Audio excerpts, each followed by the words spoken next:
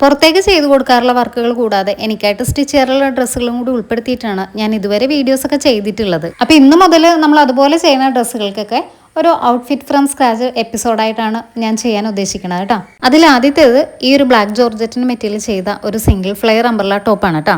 അതിനായി ഈ ഒരു കട്ടിങ് തന്നെ തിരഞ്ഞെടുക്കാൻ ചെറിയൊരു റീസണും കൂടി ഉണ്ട്. കാരണം ഒരു 25 വർഷങ്ങൾക്ക് ശേഷമാണ് ഞാൻ എനിക്കായിട്ട് ഒരു അംബ്രല കട്ടിങ് ടോപ്പ് സ്റ്റിച്ച് ചെയ്തെടുക്കാൻ പോണത്.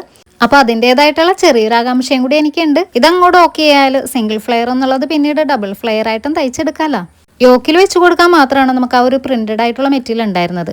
അതങ്ങോട്ട് കട്ട് ചെയ്ത് മാറ്റിക്കഴിഞ്ഞപ്പോഴേക്കും സ്ലീവിൽ വെച്ച് കൊടുക്കാൻ കഷ്ടിച്ചത് ഈ ഒരു പീസ് മാത്രമാണ് ഉണ്ടായിരുന്നത്. ചെറിയൊരു പീസാണെന്നുണ്ടെങ്കിലും നമ്മൾ വെറുതെ വിടുമോ, ഒരു ബോർഡർ പോലെ വെച്ച് കൊടുത്തു കഴിഞ്ഞപ്പോഴേക്കും അതും ഒരു വെറൈറ്റി ആയില്ലേ.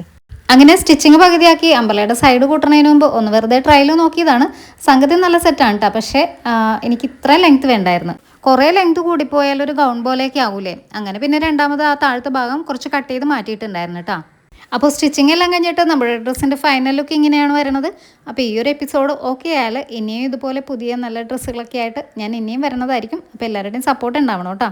പിന്നെ പുതിയൊരു ഡ്രസ്സ് ഇട്ട് കഴിഞ്ഞാൽ ഒരു ഫോട്ടോഷൂട്ട് കൂടി വേണ്ടേ.